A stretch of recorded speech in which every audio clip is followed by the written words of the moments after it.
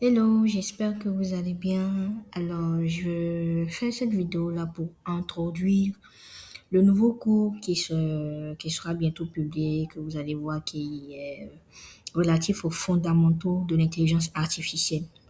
Parce que je veux que chaque personne qui rentre dans ce groupe puisse connaître, puisse comprendre les fondamentaux de l'IA. Parce que sans ça, vous ne pourrez pas produire des résultats qualitatifs et quantitatifs pour vos clients et pour vous-même, dans votre manière de travailler par exemple. Alors, cette première vidéo-là concerne la première partie qui est l'IA à 2000 ans, pas 70. Beaucoup de personnes pensent que l'IA n'a que 70 ans, mais l'IA a commencé ses débuts depuis des années et des années auparavant. Je vous explique. Donc, quand tu parles à ChatGPT, tu parles à des mathématiques. C'est plusieurs couches d'abstraction qui te donnent certains résultats. Alors, il y a ce que tu vois, c'est le premier niveau. Donc, c'est une interface simple. Tu poses une question, tu reçois une réponse. Ensuite, il y a la deuxième partie, qui est ce que fait le LLM. Donc, il va prédire le mot suivant en fonction de ce que tu écris encore, encore et encore. Et on a le troisième niveau, ce que maintenant ça utilise. Des statistiques, des matrices, des milliards de nombres. Et maintenant, on a en dessous ce qui fait tourner tout ça.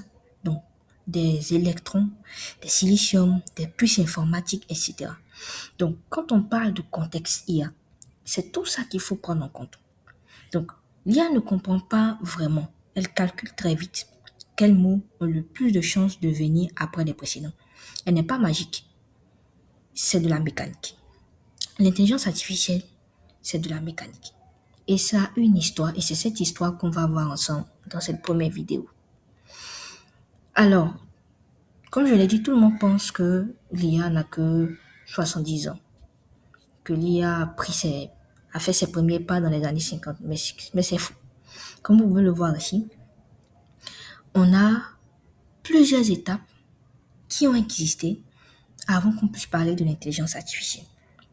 Chaque époque a construit ses machines à penser, mais c'est toujours le même schéma, toujours plus loin. Et on va décortiquer chacune de ces émotions ensemble.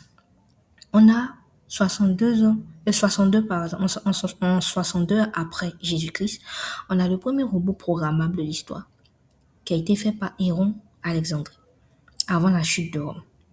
C'est un théâtre automatique de 10 minutes où on a des personnages qui bougent, du feu, des liquides qui coulent et de la musique. Alors, comment ça marche exactement?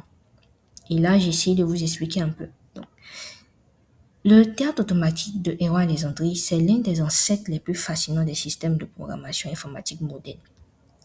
C'est un système qui fonctionnait comme un ordinateur entièrement mécanique basé sur la gravité et le mouvement des fluides. Donc, on a plusieurs éléments qui rentrent en compte. On a d'abord le tambour. Un cylindre rotatif central servait de mémoire ou d'unité centrale. Ensuite, on a les cordes et les nœuds. Des cordes étaient enroulées autour du tambour. Des nœuds et des inversions de sens d'enroulement dictaient le moment précis où une action devait s'exécuter. Ensuite, on a l'instruction, qui est le code, ou bien si vous voulez, le prompt. Chaque nœud ou type d'enroulement représentait une ligne de code. Et ensuite, on a le mouvement, qui est l'action. Le dévidage des cordes activait des poulies et des engrenages reliés à des figurines.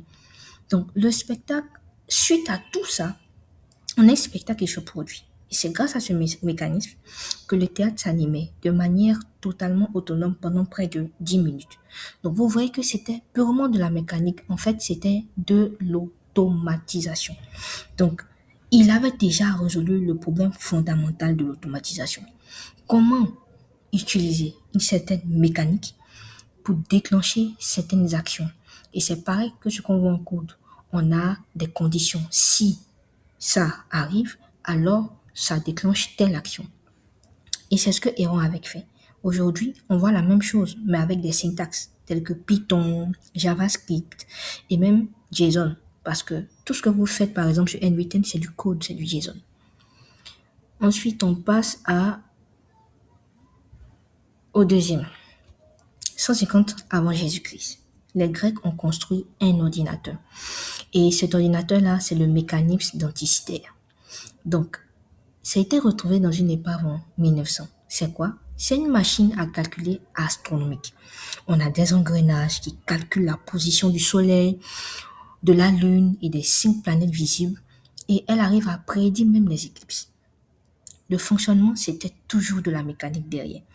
Tu tournes une manivelle, les engrenages, elles calculent. Ensuite, on a la position exacte des astres. Donc, en fait, ce qui est stupéfiant, c'est que c'était fait des,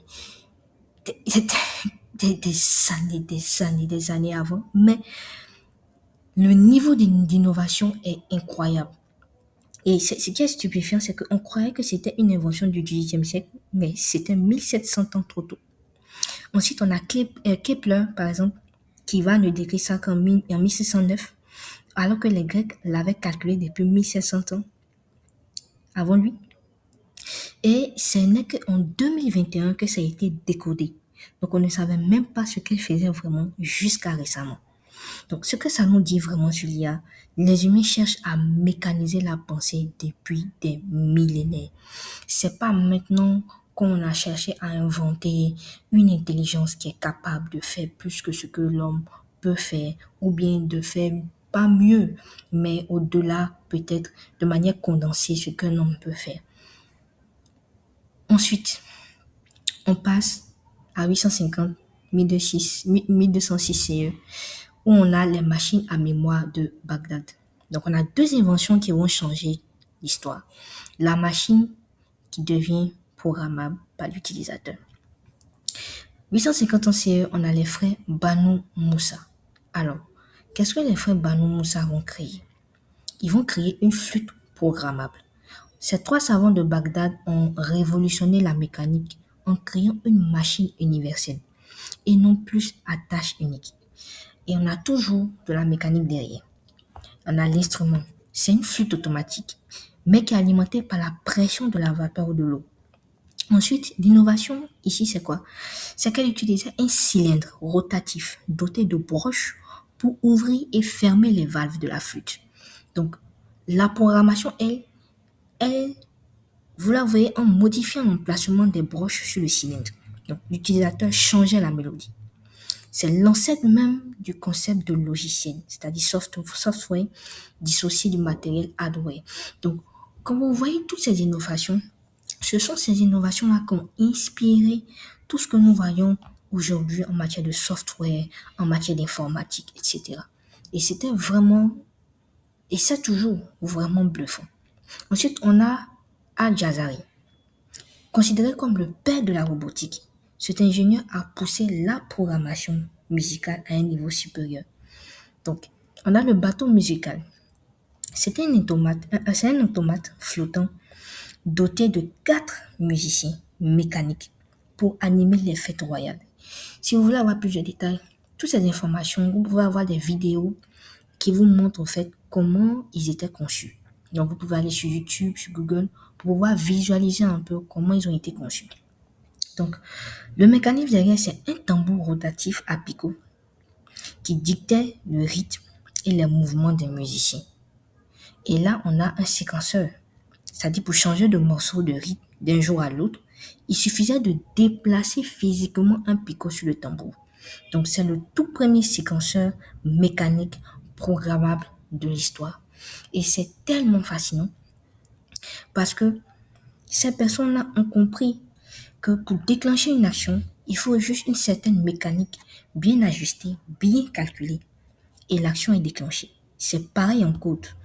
Si vous voulez, même en automatisation, si vous voulez déclencher une action précise, il y a toute une mécanique derrière, des inputs, des outputs, etc. pour pouvoir créer le résultat voulu.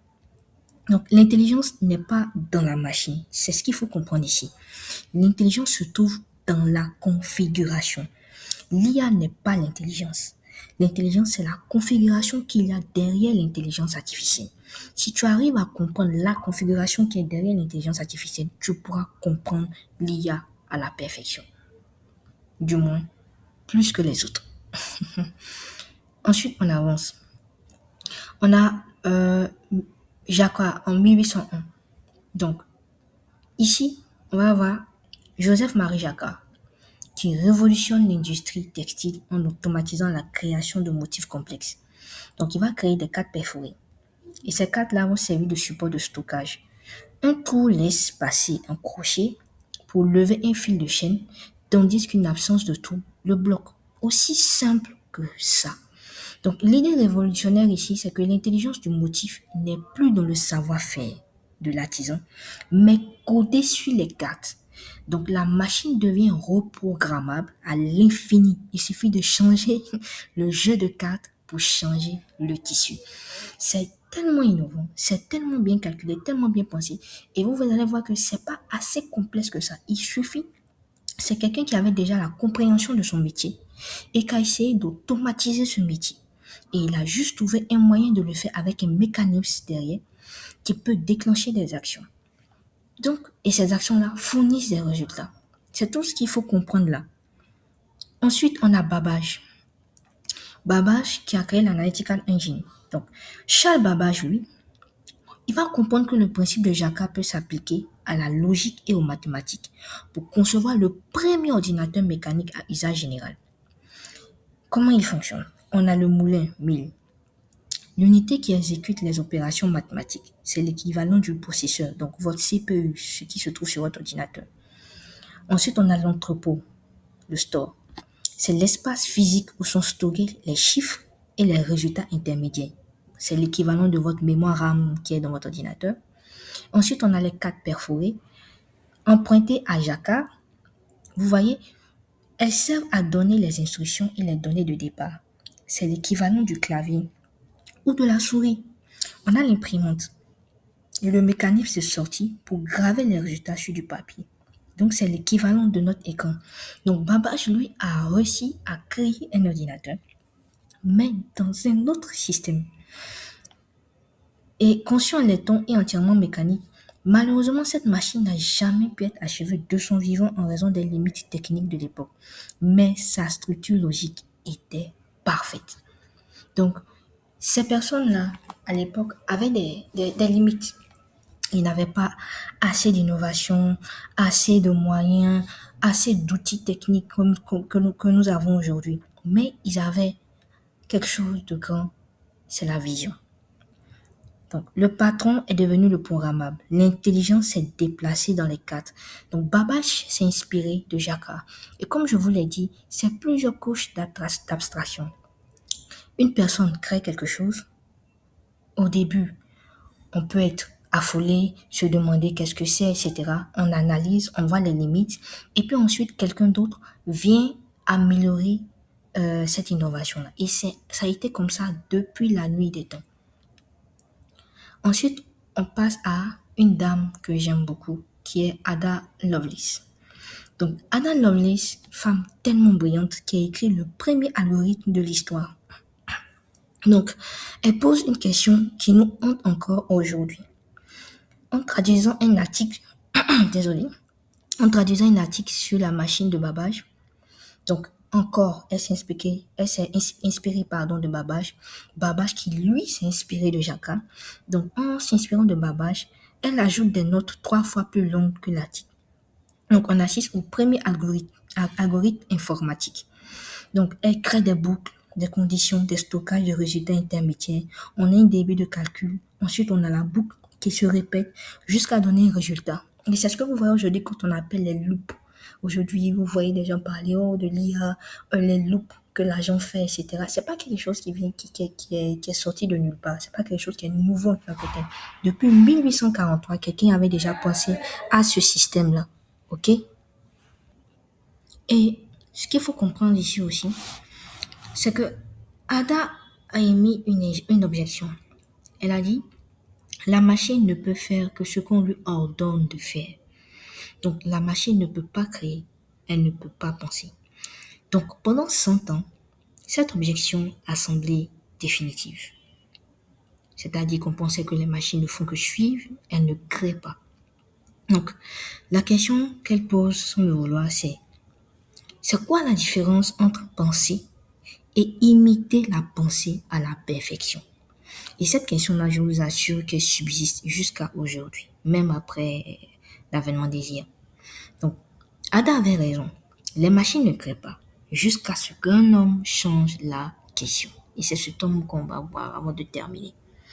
Cet homme, c'est Alan Turing. Donc, en 1950, Alan Turing pose la question qui change tout. Et si on ordonnait aux machines d'apprendre? Au lieu de programmer l'intelligence adulte, on programme l'intelligence enfant qui apprend. Donc, on programme un enfant qui apprend au fur et à mesure. Donc, l'ancienne approche, c'était on programme directement chaque comportement, les mécanismes que nous avons vus. La machine fait exactement ce qu'on lui dit, rien de plus. Ce que Ada disait. Mais la nouvelle approche de Turing, c'est on programme la capacité d'apprendre. La machine fait des erreurs, s'ajuste, s'améliore. Donc, et son comportement maintenant émerge. Donc, ce que Turing a compris en plus, si une machine doit être infaillible, elle ne peut pas être intelligente. L'intelligence a besoin de faire des erreurs, de deviner, de travailler en probabilité. Exactement comme les humains, exactement comme les LLM aujourd'hui. Donc, beaucoup de personnes disent par exemple que l'IA, y compris moi-même, l'IA est probabiliste, l'IA s'appuie sur des statistiques. Mais de la même manière qu'il est difficile de comprendre l'intelligence artificielle, c'est de la même manière qu'il est difficile de comprendre un humain.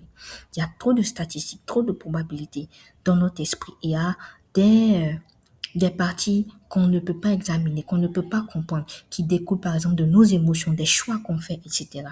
Et c'est ce qui constitue aujourd'hui cette boîte noire de l'IA qu'on n'arrive pas à comprendre complètement parce qu'on l'a programmé pour apprendre comme un enfant. Et ensuite, il y a un comportement qui est émergé, qui contient des espaces, qui contient des vides noirs qu'on ne comprend pas, qu'on n'arrive pas à cerner. Ok. Donc c'est un peu ça, c'est ce que Alan Turing a posé. Et c'est sur cette base qu'aujourd'hui, vous pouvez voir ce niveau que l'IA a atteint. Donc le bonus, c'est que mon CPU il devine déjà. Donc vous pouvez le voir directement sur votre PC. On a des processeurs modernes qui prédisent les prochaines instructions à 95% de précision. Voilà. Et c'est ce que ChatGPT fait. Il ne sait pas la bonne réponse. Il calcule la plus probable. Donc ici, vous pouvez voir qu'on a toujours construit sur le chaos. L'IA n'est pas différente. Le fait qu'on dise que oui, l'IA, c'est quelque chose d'incertain, on ne sait pas ceci, on ne sait pas cela. Non. L'IA, comme toutes ces machines passées, ont été créées sur des choses, sur des mécanismes qui étaient incertains. Mais avec le temps, on a réussi à peaufiner, on a réussi à améliorer. Et c'est ce que les scientifiques d'aujourd'hui essayent de faire. Essayer d'améliorer l'IA pour ne pas que ce soit cette logique incertaine qui fait peur à tout le monde. Donc le schéma qui se répète depuis 2000 ans. Chaque génération ajoute une couche. Les couches s'empilent, elles ne se remplacent pas. De Héron à Al-Jazari, à Jacquard, de Babbage à Ada, Turing, et maintenant nous, où on a les LLM. Et notre abstraction à nous, c'est l'apprentissage, la cognition statistique. On parle à des mathématiques. Dans le prochain module, on ouvre le capot. On va voir ensemble comment fonctionne vraiment un LLM. Token, prédiction, fenêtre de contexte, sans jargon. Donc, retenez que chaque génération pense avoir atteint le plafond. Mais le plafond est toujours le plancher du silo. Merci à vous et à la prochaine.